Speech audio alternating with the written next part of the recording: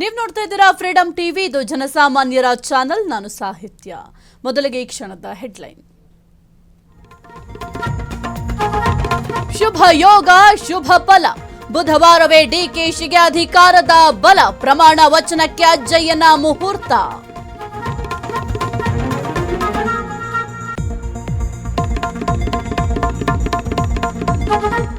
ಬುಧವಾರ ಡಿಕೆಶಿ ಪ್ರಮಾಣ ವಚನ. ಲೋಕಭವನದ ಗ್ಲಾಸ್ ಹೌಸ್ನಲ್ಲಿ ಕಾರ್ಯಕ್ರಮ.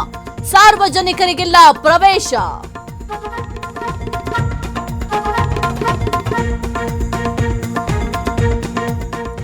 ಸಿಎಲ್ಪಿಗೂ ಮುನ್ನ ಶಾಂಗ್ರಿಲಾದಲ್ಲಿ ಸಭೆ. ಹೈಕಮಾಂಡ್ ನೇತೃತ್ವದಲ್ಲಿ ಹೈ ವೋಲ್ಟೇಜ್ ಚರ್ಚೆ. ಫೈನಲ್ ಆಗುತ್ತಾ ಡಿಕೆ ಕ್ಯಾಬಿನೆಟ್.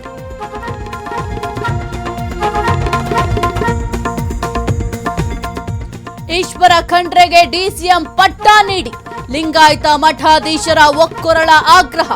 ಜಾರಕಿಹೊಳಿಗೂ ಅಧ್ಯಕ್ಷ ಸ್ಥಾನಕ್ಕೆ ಒತ್ತಾಯ.